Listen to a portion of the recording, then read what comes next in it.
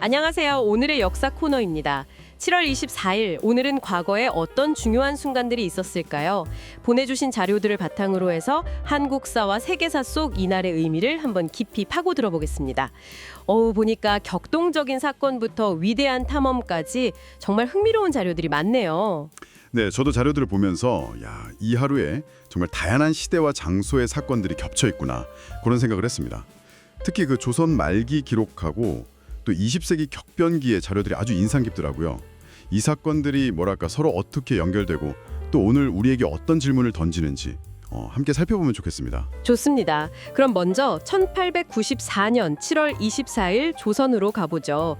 보내주신 자료 중에 그 당시 외국인 고문이 작성한 기록이 있던데요. 이걸 보면 바로 전날 일본군이 경복궁을 점령했잖아요. 그 이후에 극도의 긴장감이 느껴지더라고요. 아, 네네. 바로 이날 일본의 암벽화에서 갑오개혁이 본격적으로 추진되었죠. 맞습니다. 그 기록처럼 당시 상황은 매우 불안정했죠. 갑오개혁 자체는 물론 신분제 폐지 같은 근대적인 개혁 요소를 포함하고 있었지만요. 동시에 일본의 내정 간섭을 심화시키는 그런 통로이기도 했거든요. 보내주신 자료에도 나오듯이 개혁 내용만큼이나 그 추진 방식, 그 배경에 외세 강압이 작용했다는 점, 그리고 이게 또 동학농민군의 2차 봉기를 자극하는 그런 요인이 되었다는 점이 핵심인 것 같습니다.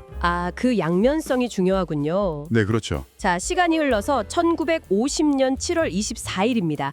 한국전쟁 중인데요. 대전이 함락된 바로 직후인데 보내주신 자료 중에 당시 참전용사의 회고록을 보니까요.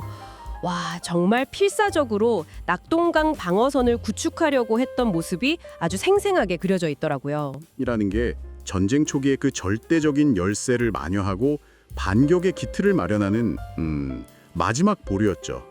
마지막 보루. 네. 보내주신 자료에서도 언급된 것처럼 이 방어선이 성공적으로 구축되지 않았다면 그 이후 인천 상륙작전도 사실상 불가능했을 겁니다. 한반도의 지정학적 위치 그리고 냉전이라는 국제 질서 쪽에서 벌어진 비극의 단면을 보여주는 거죠. 그렇군요. 자, 그럼 이번에는 1987년 7월 24일로 가볼까요? 이때는 6월 항쟁의 열기가 아주 뜨거웠던 시기인데요. 보내주신 당시 노동운동 관련 자료들을 보면 민주화 요구하고 노동자들의 권리 요구가 어떻게 딱 결합돼서 분출했는지 그걸 잘 알 수 있습니다. 현대차, 대우조선 이런 데서 전국적인 파업이 계속 이어졌고요. 바로 그 점이 중요합니다. 네, 6월 항쟁이 어떤 정치적 민주화의 물꼬를 텄다면요. 이 시기 노동자 대투쟁은 사회 경제적 민주주의에 대한 요구를 전면에 내세운 거죠. 자료에도 강조되어 있듯이 시민과 노동자의 연대, 이게 이후 노동권 신장이라던가 사회개혁 논의에 정말 큰 영향을 미쳤습니다. 그리고 결국 10월 새 헌법 제정으로 이어지는 그런 동력이 되었고요. 정치적 민주화 요구와 사회경제적 요구가 함께 갔던 거군요. 네, 그렇습니다. 아주 중요한 전환기였죠. 자, 이제 그럼 세계사로 한번 눈을 돌려보겠습니다. 탐험 관련 자료에도 관심을 많이 보여주셨는데요. 1534년 7월 24일입니다. 프랑스 탐험가 자크 카르티에, 이 사람이 캐나다 가스페 반도에 십자가를 세우고 뉴프럭스를 선언합니다. 네, 카르티에의 이 행동이 이후 프랑스가 북미 대륙으로 진출하고 식민지를 건설하는 그 시발점이 되었다는 점에서 아주 상징적인 사건이죠. 물론 원주민 입장에서는 침략의 시작이기도 했고요. 그렇죠. 제국주의 시대 탐험이라는 게 가진 그 양면성을 잘 보여주는 사건입니다. 네. 자, 그리고 1911년 같은 날인데요. 미국의 하이럼 빙엄이라는 사람이 페루 안데스에서 마추픽추를 발견합니다. 보내주신 빙엄의 탐험기, 이걸 보면 정말 극적인 순간이었을 것 같아요. 네, 그 탐험기가 당시 서구 사회에 정말 큰 반향을 일으켰죠. 마추픽추는 잉카 문명의 신비로움을 상징하는 그런 아이콘이 되었고요. 고고학 연구나 관광에도 지대한 영향을 미쳤습니다. 다만 여기서 발견이라는 용어는 현지인들은 이미 그 존재를 알고 있었다는 점에서 약간 논쟁의 여지가 있긴 합니다. 재발견이라는 표현이 더 맞을 수도 있겠군요. 그렇게 볼 수도 있겠죠. 네. 그리고 비교적 최근입니다.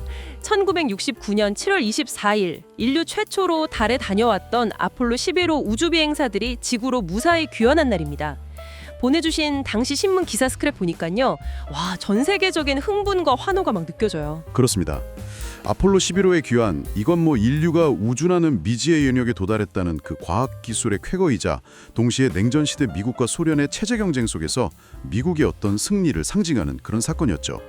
네, 보내주신 다료처럼 당시 사람들에게는 정말 인류의 가능성을 보여준 엄청난 사건이었습니다. 네, 이렇게 보니까 7월 24일 하루를 통해서 전쟁과 개혁, 저항과 연대, 그리고 미지의 세계를 향한 탐험과 발견까지 와, 정말 다양한 역사의 장면들을 보내주신 자료와 함께 살펴봤습니다. 1950년에 전세를 뒤집으려는 필사적인 노력이든 혹은 1987년 아래로부터의 변형 요구든 아니면 또 1534년, 1911년, 1969년의 새로운 세계를 향한 탐험이든 간에요.